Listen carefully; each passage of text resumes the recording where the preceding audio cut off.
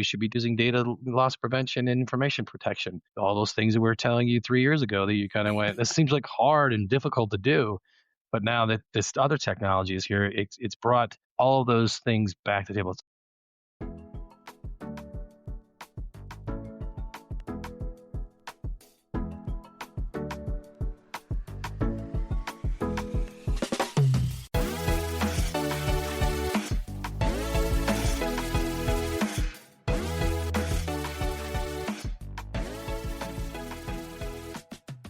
Welcome to the /podcast, where we lean into the future of IT by inviting fellow thought leaders, innovators, and problem solvers to slash through its complexity. I'm your host, James Carman, and today we have with us Jim Spignardo. Welcome to the /, Jim. Thank you so much. I'm very excited to be here. Jim is the director of Cloud Strategy and AI Enablement at ProArch, a global IT services and consulting firm. With over 25 years in IT, Jim's journey spans network engineering, cloud management, cybersecurity, and strategic consulting. What drives him is helping organizations cut through the noise and deliver real, measurable business outcomes. That's a lot of stuff. You've done a lot in your career. Yeah. A lot of different things. Sometimes I forget I did all that, and sometimes I wish I wasn't still doing all of it at once. Yeah, I've had my bio written by others in the past, and somebody's asked me about it. I'm like, wow, somebody put that in there. That's interesting. Exactly. Yeah. All right. So you've been in the IT field for 20-something years in the Microsoft world, and just tell us a little bit about kind of your background. Sure. Yeah, absolutely. So I did not come to IT from a traditional pathway, which the more and more I talk to folks, is not all that uncommon. I actually had a degree in socialized education, and Wow. Okay. it's kicked around in that for a few years. And this was right around when the internet was kind of exploding. This is 1995, and I decided let me try and parlay those skills as an educator, communicator into something in tech, because I started to really get excited with the burgeoning internet world. I got a job a few years later with a company out of Long Island, New York, that sold math science technology labs to school districts. So there was a connection there, right? Nice. I had experience in school districts, and they needed someone who was a tech specialist as well as a trainer for the instructors who would have to take over these labs once we left. And I learned a tremendous amount doing that job. It's really where I got my feet wet. I learned how to build cabling, how to set up PCs, connect equipment in, probably things that have nothing to do with IT as well. When I left that position, because they wanted me to get into sales, and I was like, I don't know if I'm really fit for that. I ended up going back and kind of investing myself and getting my Microsoft certifications, A+, Net+, MCSE. Got hired with a New Horizons training company in upstate New York, where I'm based, and became their IT manager as well as their lead technical instructor. That organization took a big risk on me. I'd only been doing this for a very few years. And I spent the next 9 years really, really becoming very conversant in Microsoft server and network technologies, as well as IT in general, not only having to manage our own environment, as well as training on these materials 5 days a week, Wow. 4 weeks out of a month. I left that organization after about 9 years, went into IT healthcare with a hospital system in here in the Syracuse area, which was more enterprise.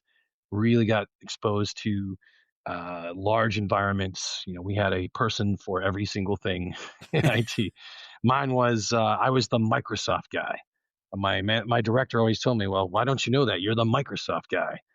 And I was really focused on the core networking technologies, Active Directory, Exchange, server, my Windows Server, and we got acquired by a larger hospital system.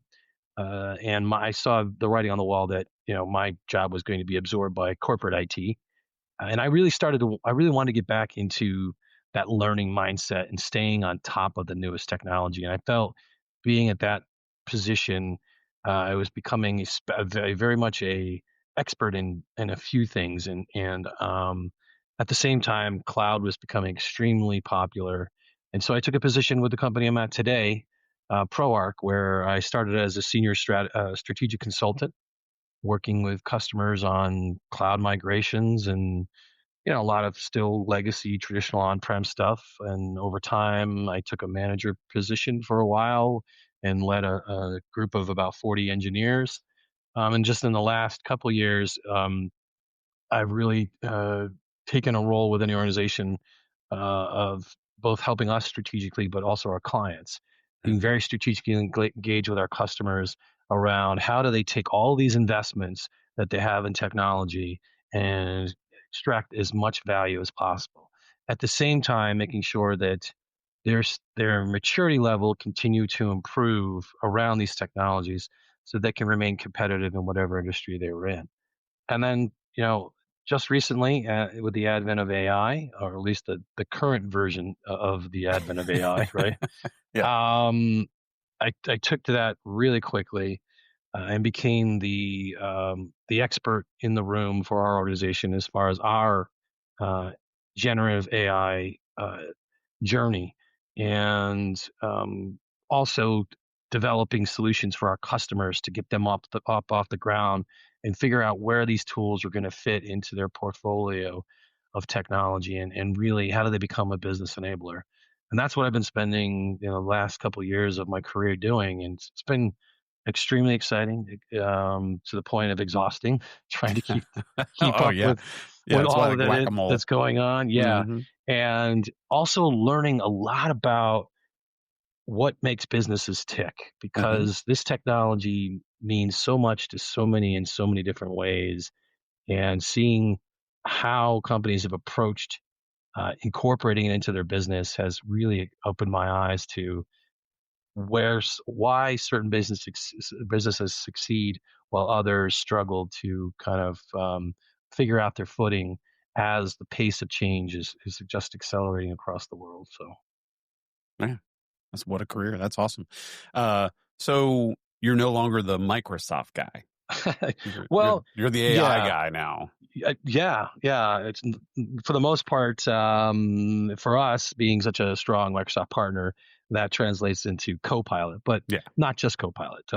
We definitely are into other types of generative AI solutions as well. Nice. Yeah, I was the Java guy, and now I'm the AI Yeah, guy, so I understand. there you go. There I you feel your go. pain. It is difficult to just, and maybe we can take a little aside just talking about it. It's so difficult to keep pace with everything that's going on, and if I feel like it's really funny, you try to establish yourself as like expert level on AI, and in many aspects, I'm sure you and I both are. But Right. you get everybody will ask you a question. Oh, you heard about this? No. And you feel like, am I Am I missing something? supposed to? Yeah, am I Yeah, supposed to know exactly. that? Because there's like a gazillion things going on. You just can't know everything. So I Yep. guess that's kind of like the why don't you know that? You're the Microsoft guy. Same Yep. sort of thing. Yep. So your job is talking to clients and customers about AI and bringing that into their organization and leveraging that to kind of optimize business workflows and such things. How's that going for you? How's your experience been with that? Honestly, initially it was pretty slow. Mhm. We've always had a digital engineering division at ProArch, which has been using AI, prior to the whole generative AI wave that's occurred, and built into systems that we developed for them, whether it's with machine learning or other types of things. With this democratization of Gen AI, where it's down at the user level, or Mhm. your mom is using it, or in my case, my sister-in-law is an elementary school teacher. It has been different for different organizations. Some who have always had a very innovative mindset jumped right at it and went out of the gate. And some cases, the misstarts, right? They spend a lot of money and then get a lot of returns, and they realize they weren't approaching it just the right way. And there's still probably even more so, and I would say the vast majority of companies that are still experimenting and trying to understand where this stuff is going to fit within their business. And that has been a large part of what we're trying to do with those customers, is to educate them about the Mm. possibilities. Mhm. To use the Microsoft marketing term, the art of the Yeah, possible, the art right? of the possible. Yeah, I've heard that a And lot. yeah. And I think, from my perspective, I'd say the last 6 months, the light bulbs are starting to go off. Yeah, for I companies. agree.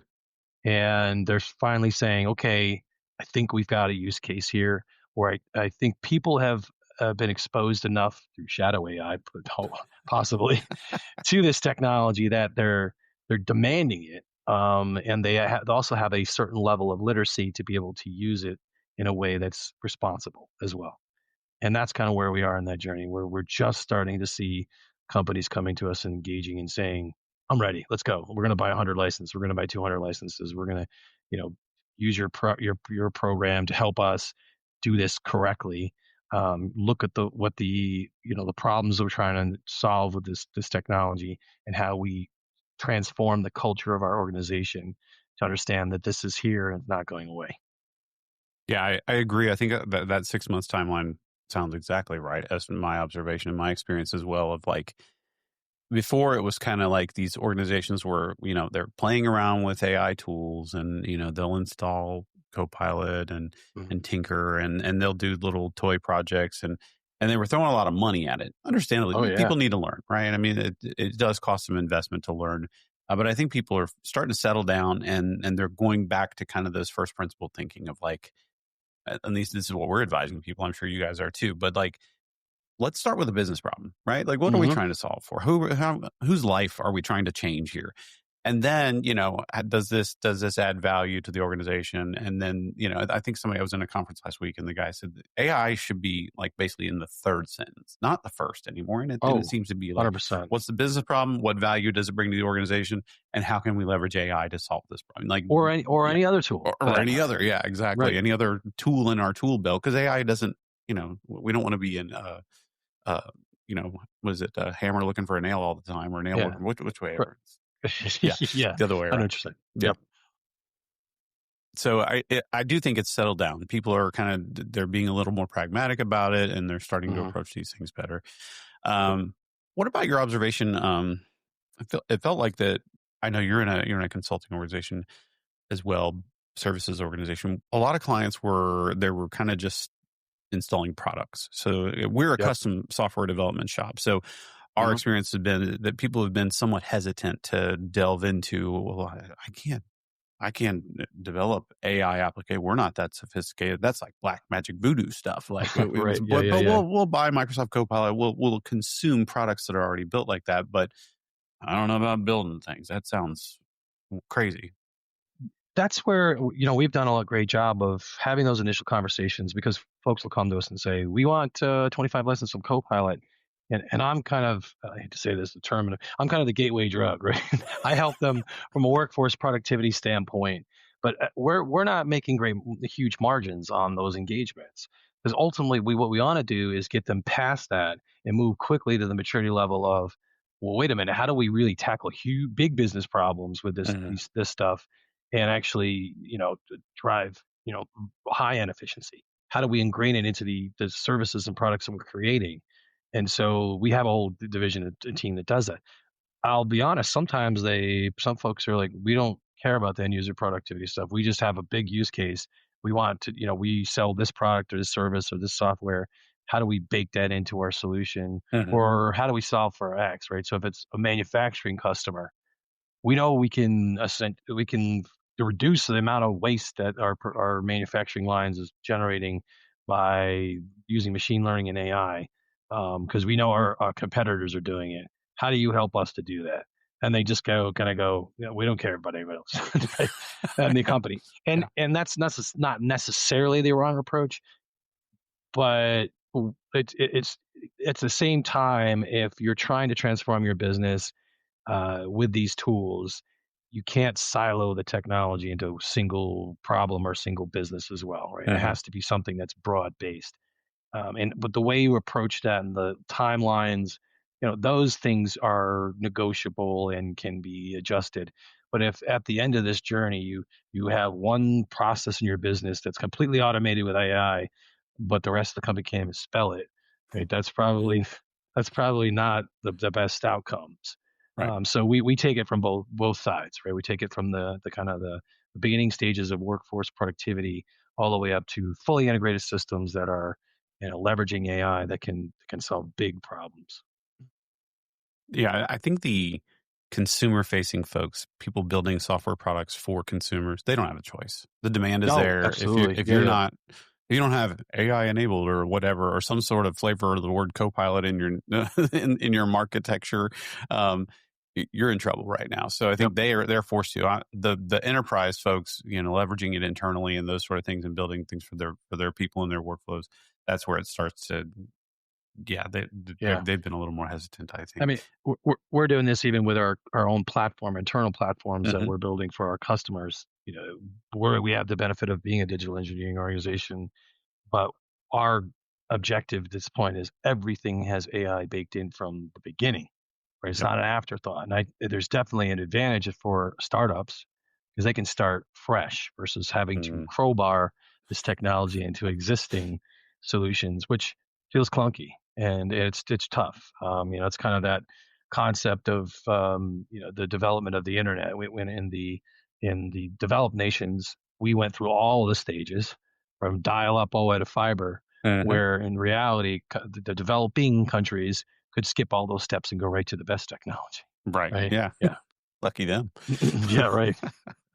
They don't have to have that AOL bill for all those minutes and everything. And that dial-up noise in the Oh back of your yeah, head that will always trigger you. exactly. Now you mentioned something I thought was interesting. So the folks on the manufacturing floor, so they might want to use machine learning like for defect identification. And Hmm. one of the big Yep. use cases is like, let's say you're making iPhones and to detect, is there a scratch on the screen or whatever. So you can use machine learning rather than having a person pick up every unit. Yep. Hey, that looks great.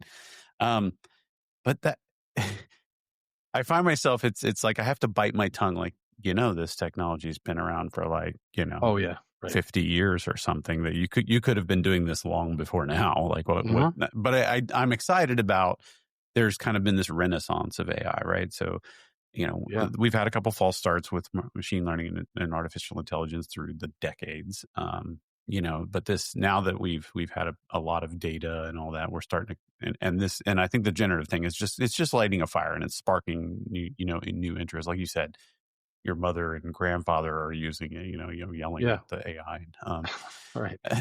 So how have those conversations been for you, with those kind of clients? So it's interesting because there were a lot of other things that we were trying to promote from a standpoint of this is what your business needs to be doing, Mm. that we just kept getting kind of side glances from companies.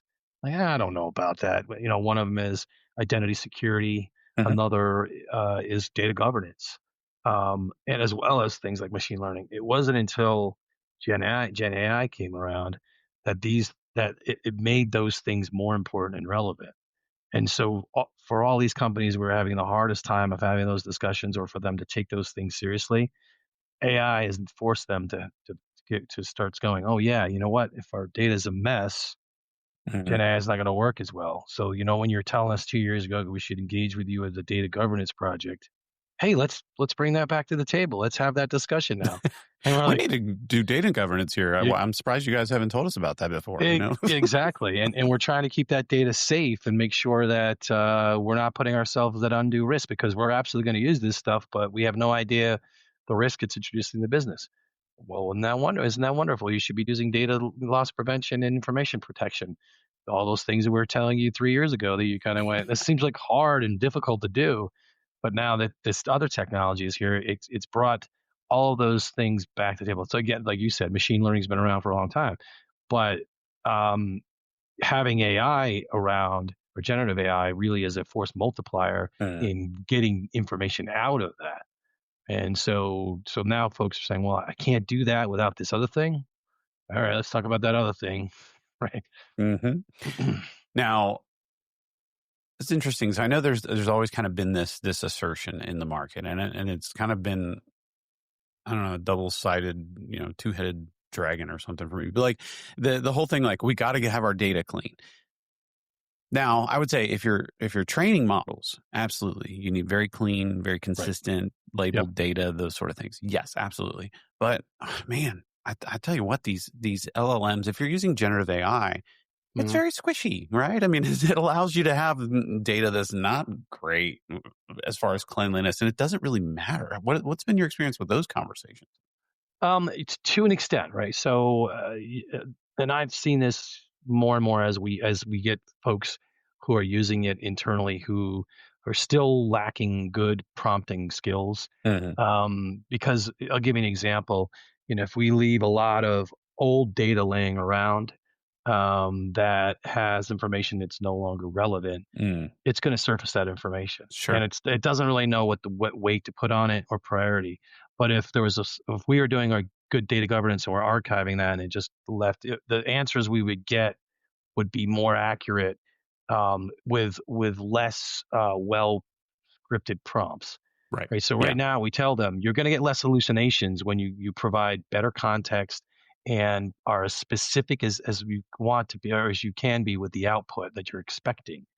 And not everyone wants to do that, right? They Uh-huh. get an answer right away, and they get in a pattern where it's been right so many times, they just assume it's right every time, and Uh, so they're not looking at the information that they're getting as an output, and they're just sending it along or introducing into documentation or some sort of deliverable, and it's like, no, that's wrong. You didn't read it. mhm. You need to make sure this data is accurate because and you decrease the chances of it happening when you do are making sure that your data estate is well planned, well organized. Um, but to your point, it doesn't necessarily it can overcome some of those obstacles just by the nature of it being able to look at the data overall. But there is Yeah. risk there you need to think about. So it's more about, you would say, I'm going to try to echo back what I Yeah, hear. yeah. So it sounds like it's more about the freshness or staleness of the data as opposed to like the format, like all the sentences have to be proper grammar and Oh all. Yeah, yeah, like no, no, no. it's Yeah, all when it about the comes, freshness and yeah. yeah, yeah, it definitely could take very unstructured data and turn Hmm. it into. I use this notepad called a Remarkable, Hmm. right, Yeah. to take all of my notes now. And when I'm in a meeting where I can't record, and get audio transcript from Teams and then have facilitator take wonderful notes, Uh-huh. I could take those handwritten notes, turn into it a PDF, give the photo to Copilot, and it creates a outline of that meeting and with the notes better than I even recalled when I wrote them down myself. And so you're absolutely right. It still can discern meaning out of what sometimes can seem like just absolute noise. Yeah. Maybe.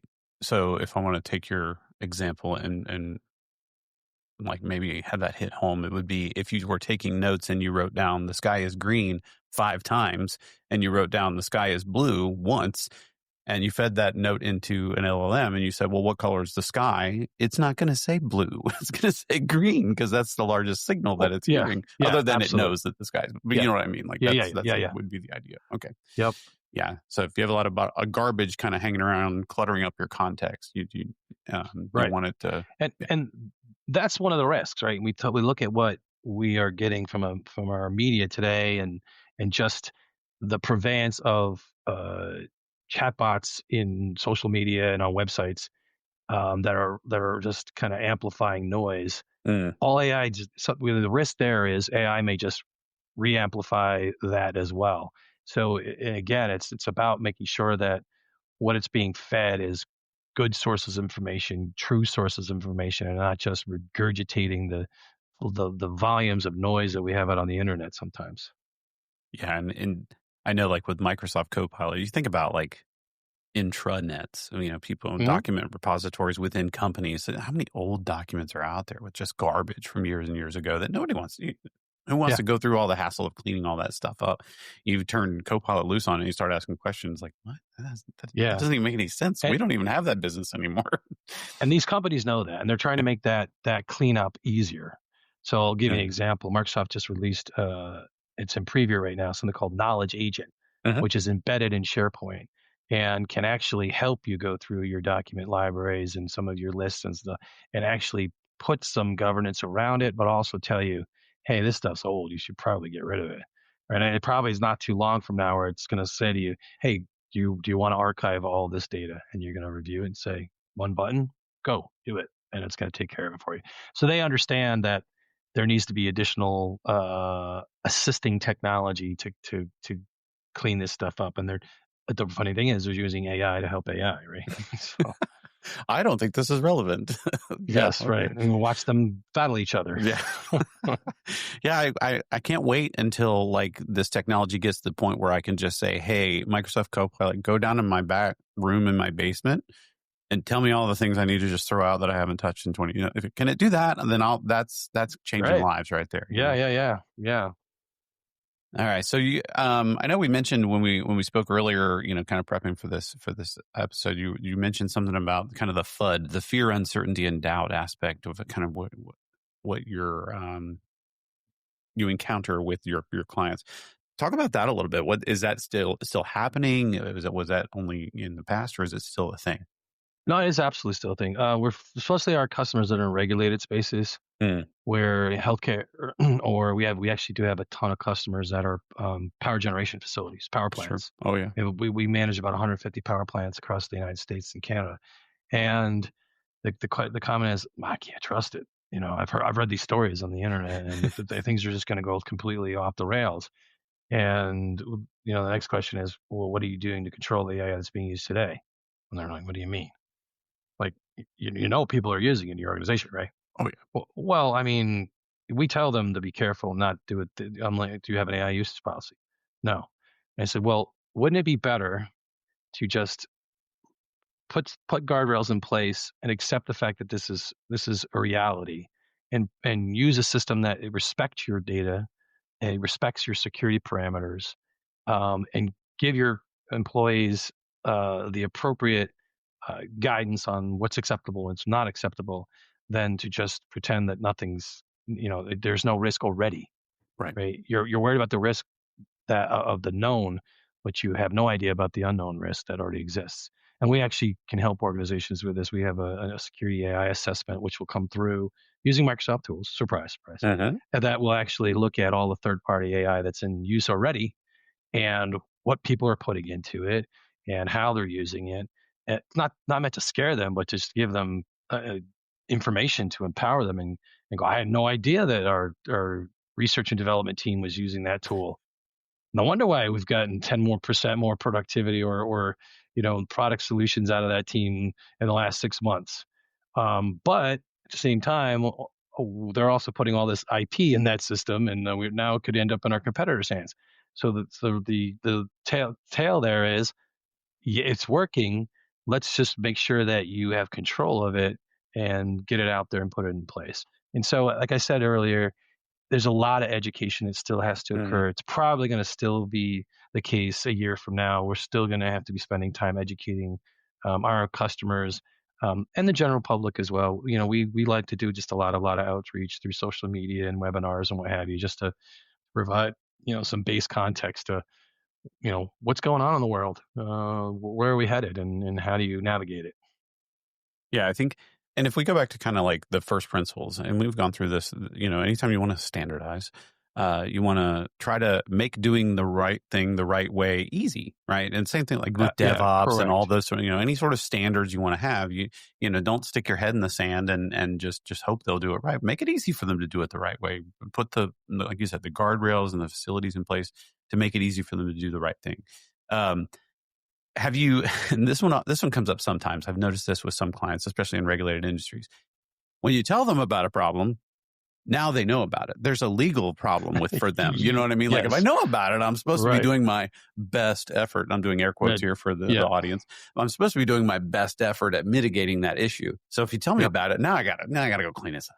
Did you yeah. hear anybody like kind of giving you the Heisman, keeping you a hand, like arm's Y- length because of that? Not really. I think that those are the ones that just don't want to have the conversation, right? Hmm. And so, for the most part, most organizations want to keep themselves like they just know that without a strong partner with expertise in this area, they're flying blind, and it's more risk not knowing than it is knowing. Hmm. And because it's if you're not paying attention to this stuff, it will come back to bite you. And then you look even more foolish. Like, wait a minute, you didn't have an AI usage policy. You weren't tracking and monitoring what people were using. You didn't have data loss prevention and weren't aware of where your information was going.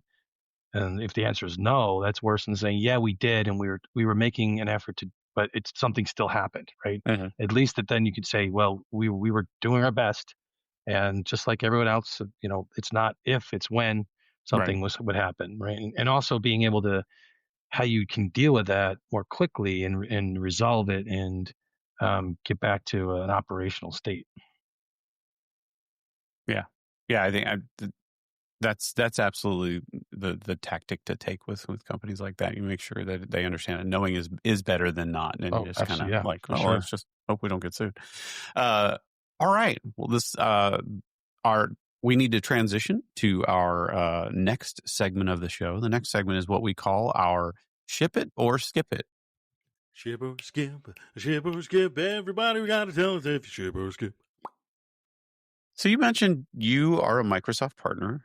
We've had pretty good results. You guys seem like you have too, but it takes a little time to build up a little momentum as a partner for these sort of things. Would you recommend it to smaller organizations, such as kind of like in our world? Is that a thing? Would you say absolutely go for it, or is that kind of like, yeah, you either have to go all in? Like, what would be your guidance on that? Is that a ship it or skip it? That's definitely a ship it. And Mhm. again, I am extremely biased on this because in the last 25 years, 18 of those years has been with companies as a Microsoft partner. And the ecosystem that Microsoft builds with their partner community is can be matched in the world, in my opinion. I just came Mhm. back from a selling conference in Dallas with Microsoft partners and sellers, and the ability to unlock opportunity between the partner community and the Microsoft community is just tremendous if you take advantage of that and lean into it and co-sell with those organizations and um, have them help you learn about what's coming next, so you can stay on top of those things to make sure that you're offering or including certain technologies in your own practice. Going blind and trying to do that on your own without that type of relationship is very tough, especially if you're going to be um, using Microsoft technologies or implementing Microsoft technologies as part of a product or solution. So Mhm. ship 100%. Got it.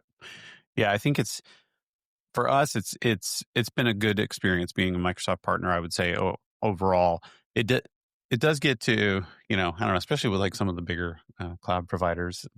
There's only one bigger one, or maybe two, I guess. But Yeah. it feels like as a smaller organization, we're not a real big organization. We're like 100 people, Mhm. a little over 100 now. It can feel like you're not going to get enough attention from them. You're not a big enough fish for them. So that can be rough at times. But when you lean in and you build relationships with the folks, they're very supportive, and they've done a great job of that. So. Okay, so one of the things that comes up with AI in particular, and it'd be interesting to hear your take on this, like using AI for creative works, art and those sort of things. What's your take on that? I would say ship it with an asterisk. We get a lot of that. uh, if you're trying to use it to run your business, you should be using quality tools that have quality, but you should have someone who's operating it that has expertise, right? It's Mm, kind of like if you're trying to navigate a shipping container ship, right? You're not going to just put someone who does yachts, right? Who can sail yachts, right? it's a good Um, analogy. I like that. and the more experience you have in that area or domain, the better off. So you're not going to put someone who's not a marketing person or doesn't have some sort of design philosophy concepts behind that if they're creating marketing material for you. Right? You're not going to turn the intern summer intern who is working on the imaging laptops into your marketing director and using AI. You want people. So as long as there's qualified people doing it, I'd say yes, ship it. And if it's for personal use, who cares? Yeah, Have yeah, fun, yeah. explore. Enjoy it. It can help you do creative things faster and Yeah, maybe things you couldn't do before. just be willing to hear the criticisms of people when they tell you that's AI garbage, isn't it? And you're like, well, yeah, maybe. No, what are you talking about? I always put M dashes in my writing. Yeah. Yeah, I love this. So the marketing intern, those folks are they're having a rough patch. In the last couple of years, there've been a lot of like, oh, that was the marketing intern, and they have now been, sacked or whatever. They've Yep. had a rough go. And Wendy's is, on social media will lean in those situations Yeah. about their interns. So they're Yep. pretty funny. Yeah, I'm with you on the ship it for creative, and I mean I consider software development to be a creative endeavor myself, just because it's self-serving and I like to feel like I'm an artist. But that theme keeps coming up time and time again of like don't let the yacht captain do your container ship, right? Like, those sort of things. Right. Like there still needs to be a level of expertise. I mean, AI is just, as you said, it's amplifying things. It's allowing you to do dumb things faster. Like you still have to be careful. You have to have people who know what they're doing to guide it. Yep. And you've talked about it, and I think the answer is probably pretty clear, but like maybe you do have a hot take on this. Like these co-pilots, number one, like I'm a little like, what is the Copilot product? Like, there's GitHub Copilot, there's Microsoft Copilot, and everybody is kind of using this. I don't think anybody like Not one thing, trademarked it. Everybody's calling everything a Copilot. I like the sense of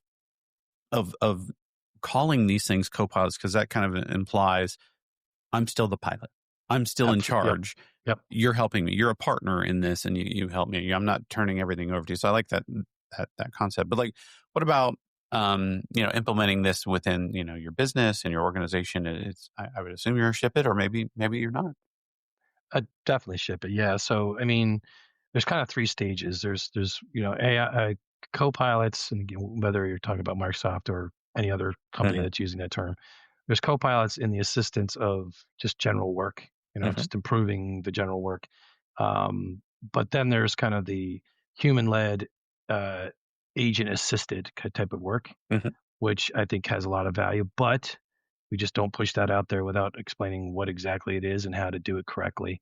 And then the last stage there is really agent-led, but human advisor or human oversight. As long as you follow those principles and don't kind of have this concept of we're going to turn all of our business over to AI and just take vacations, 3 weeks out of the month. There's absolutely benefit here.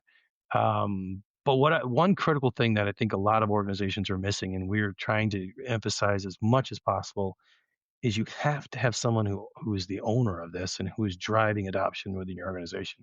It can't be just we're going to roll out some tools and we're going to use them in specific areas, because what will happen is you'll get a good uptick, and then people will just kind of get tired of it and kind of stop using it.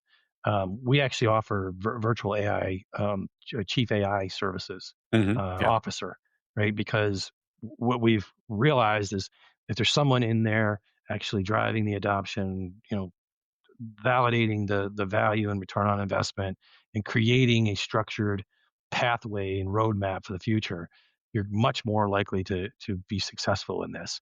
And I've actually said this to a couple of Microsoft reps that I was pitching this to this week. Our goal is to get out of there within a year. In fact, if we're still there, we failed. Right. Because we have not emphasized enough to that organization is you need someone within your own organization who knows you best, that this is their primary responsibility. And our goal is to work ourselves out of a job. So, yeah, I think when you're rolling out these co-pilots and stuff, it's funny, folks they'll latch on to kind of like that first use case that you give to them, right? And you make things better for them. But users they're funny and they're fickle, and they can get very used to, processes that are, it's that frog soup thing, right? Like they get so used to doing like this long, laborious process. They think that, well, this is just normal. This is fine. So having someone that can kind of provide that creative spark of like, well, hold on a second. Why are you, doing all of this in this swivel chair, integration kind of thing? Like, maybe we can leverage AI for this. Let's sit and think about that, right? Those sort of conversations. Again, that art of the possible sort of a conversation. Yeah, I think that's very important as well. Yeah, I think employees sometimes think their value is doing that those tasks, and what we're trying to do is, I call them the 3Ds because it was robotics at one point, but the dull, the distracting, and dull, distracting, and draining work, right? Because really we hire you to think and work with humans. So wherever we can get rid of all that other stuff, the better off we're going to be.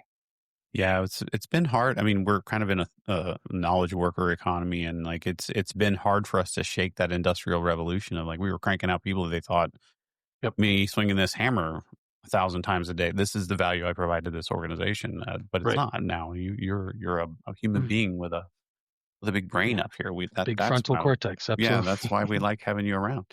All right, that's been great. Okay, so now I don't know if you're a longtime listener of the show or not, but we have this thing we do kind of towards the tail end here that we call the lightning round. It's time for the lightning round.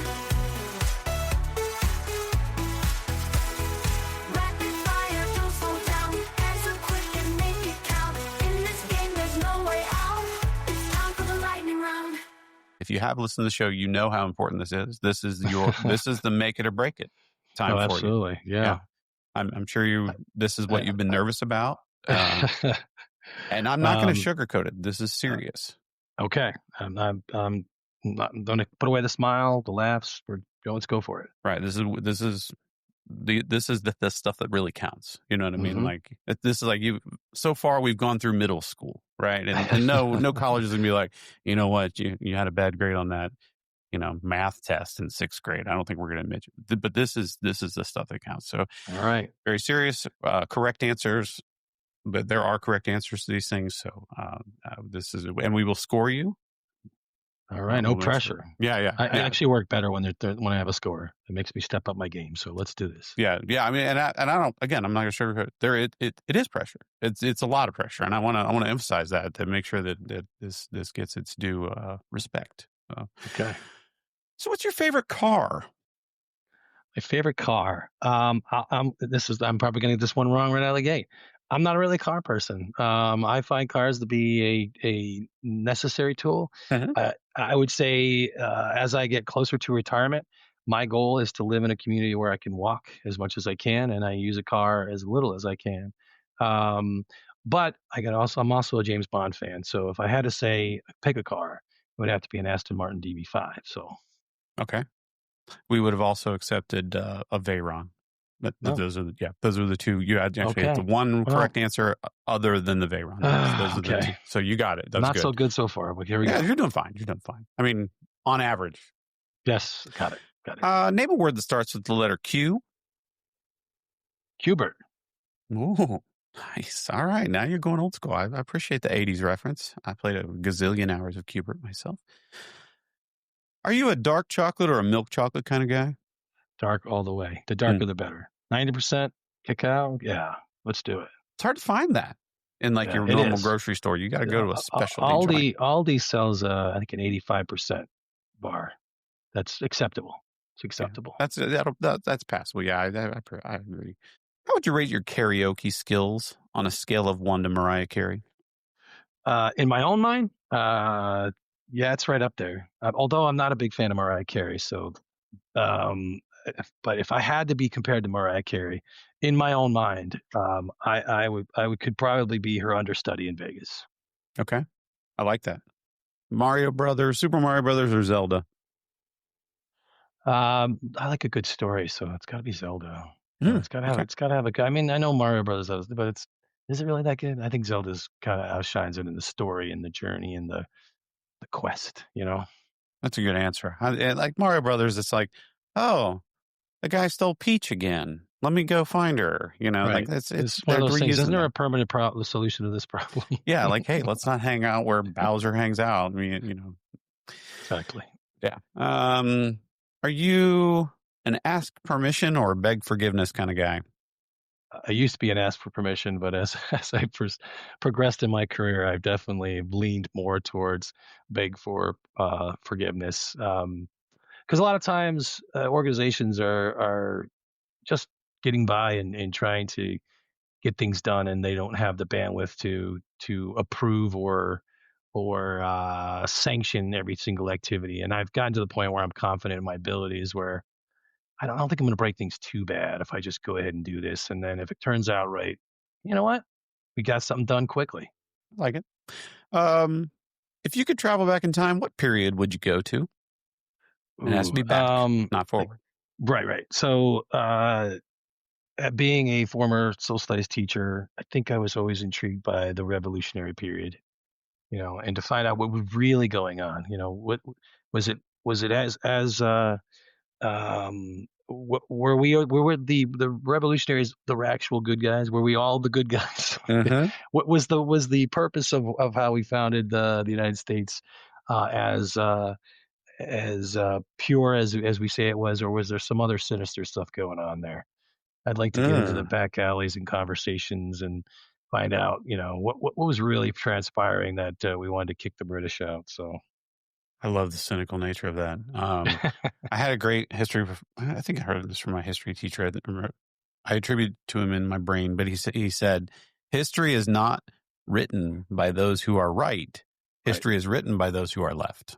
Right. Or the those winners. who remain, who win. Yep. The remainder.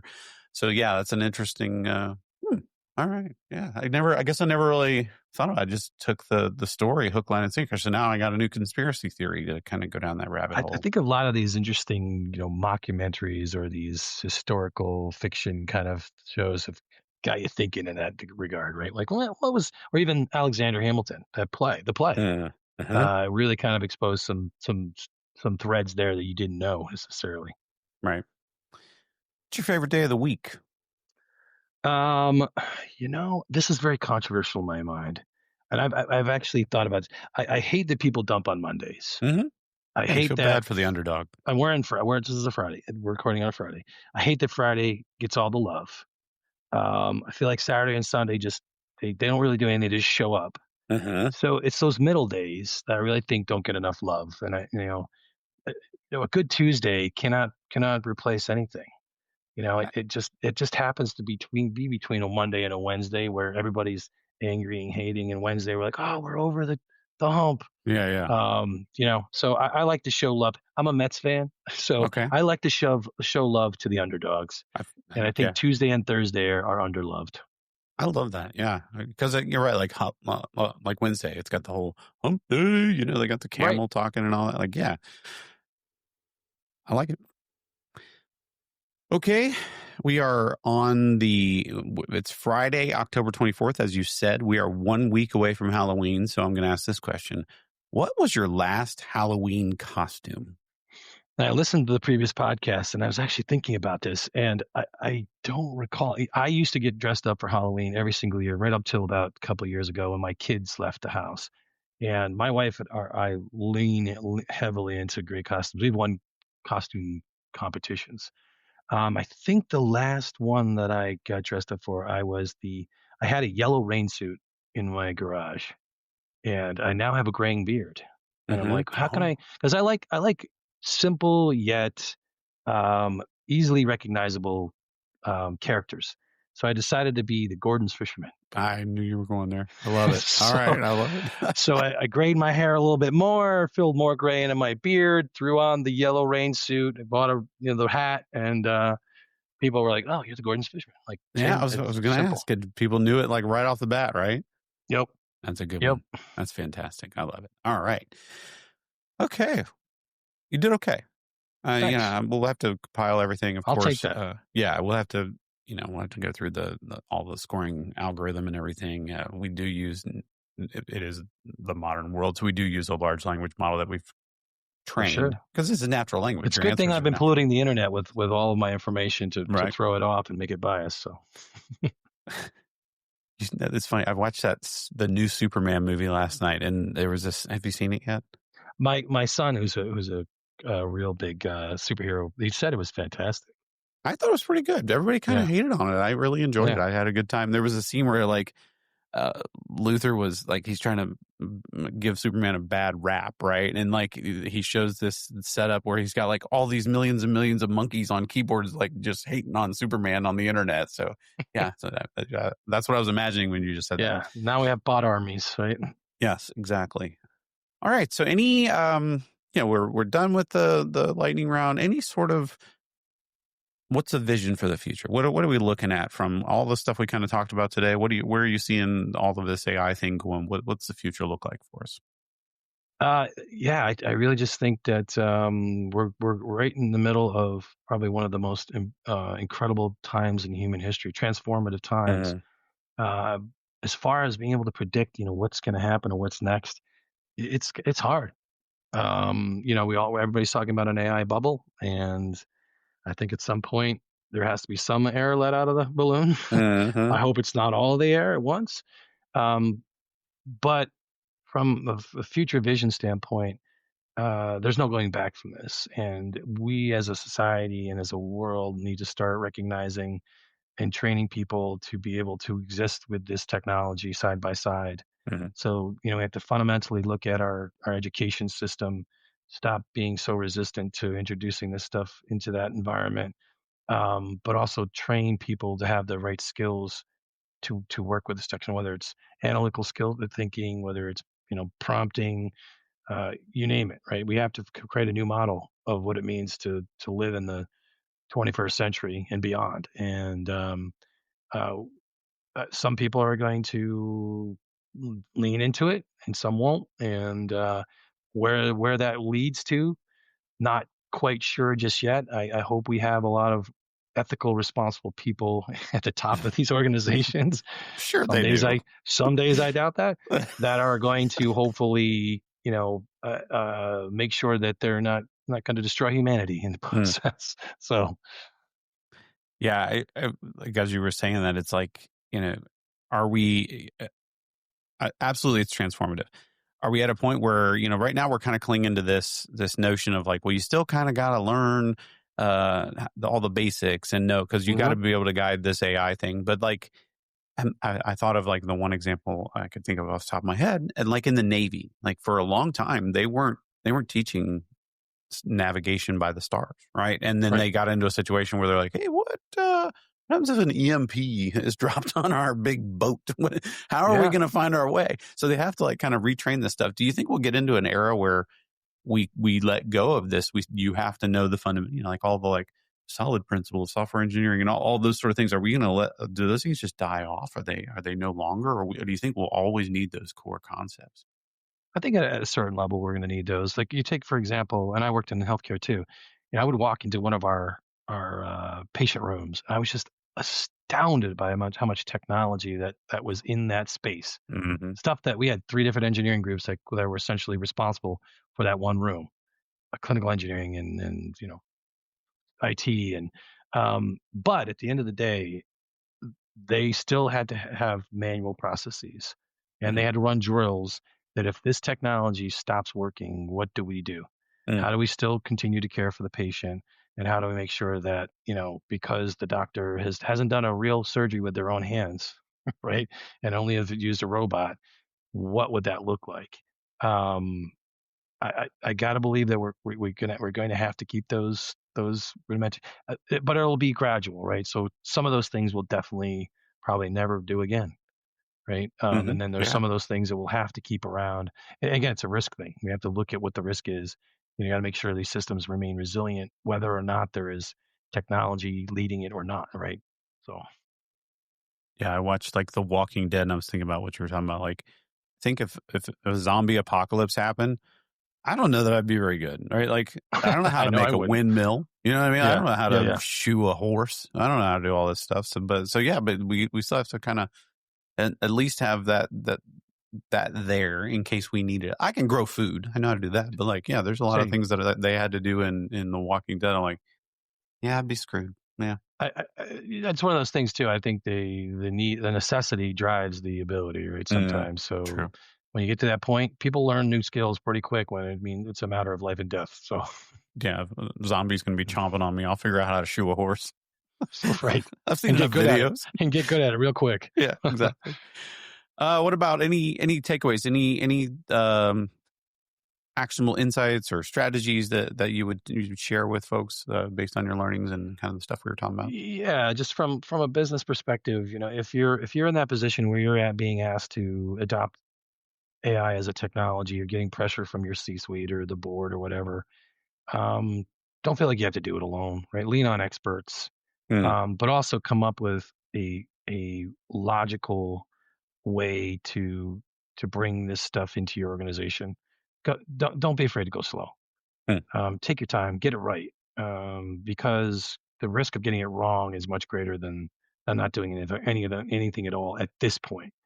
And it's also important that you start hiring people who are passionate about this and who have these skill sets on their resume.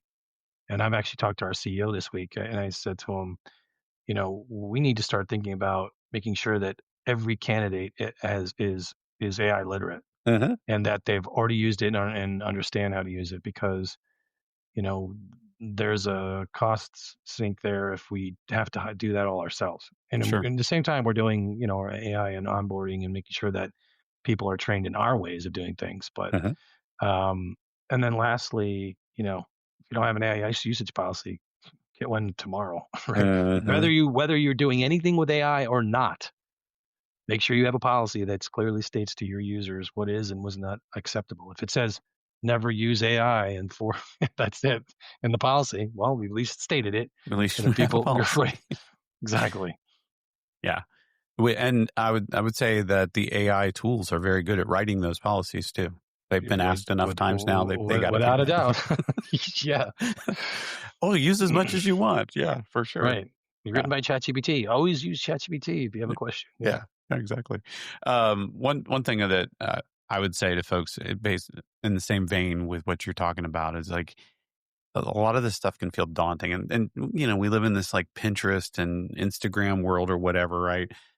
And I'm old, so Facebook, right? But the perception of like what everybody else is doing is a little skewed. So when you think I don't know anything, I'm so far behind, you're probably not. I mean, most of what people convey to others in this modern world, this Pinterest world, is kind of a facade of what, and it's through rose-colored glasses. They're not telling you that the stuff they're down in the trenches, they've had a breach, blah, blah, blah, blah, blah, whatever, right? Yep. You're fine. Don't let that FOMO set in, and it's not daunting. Yeah, they're only putting their best face forward, and they're not telling you all the dark secrets and mistakes they've made. But yeah, for sure. Yeah, I mean, people are in advanced states of AI usage, but a lot of folks they're just figuring it out too. So don't feel like you got to go hire the PhDs in order to don't bankrupt the company over this. Right. Yeah. Exactly. Anything coming up you've got, like conferences or books or anything you got coming up that you'd like to talk about? Yeah, sure. Two things. I'm actually starting in upstate New York, which you see central New York, western New York. So Syracuse, Rochester, and Buffalo, Copilot AI user group. That we have an event on November 20th that is virtual. The initial one is going to be virtual at 6 p.m. I have more information on my LinkedIn page, Jim Spignardo. I'm the only Jim Spignardo in the world that I know about. Check that out. And if you're in the upstate New York area, or even if you're not, join. And we love having community. We really want to help people navigate this, both from a business perspective and a personal perspective. So I've taken that on as a new initiative for myself. As well, I'm going to be doing a LinkedIn Live presentation with Team Copilot. Team Copilot is a group that is established out of the Netherlands, but they kind of have gone global. And they're doing a 24 days of Copilot in December, kind of like an advent calendar. Oh, nice. And so I submitted one of my sessions and I got approved. So on the 5th of December at 9 a.m., I'll be doing LinkedIn Live about how to build a no-code gift finding agent, whether it's for coworkers, family members or friends, going through an exercise of showing you how to build no-code agents, but in the context of creating a gift finder. So can I feed it my gifts I've given in the past? Because my wife was yes. like, I gave her these earrings. I was like, do you like them? She's like, yeah, I really do. I loved them when you gave them to me 2 years ago too. The same exact pair. Like, oh, of course I knew that. All right. Well, I thought you might, if you ever lose them, you have a backup pair now. Now you got backup. Yeah, redundancy. Resiliency. Yes. We gotta have that. Well, this has been great, Jim. Thank you so much for coming. We really appreciate you coming on the show with us today. No problem. Thank you. It was a blast. All right. Well, if you'd like to get in touch with us here at the /, drop us a line at the /@calibrity.com. See you next time. The /podcast is created by Calibrity, Our director is Dylan Kortz, producer Ryan Wilson, with editing by Steve Baradelli. Marketing support comes from Taylor Blessing. I'm your host, James Carmen. Thanks for listening.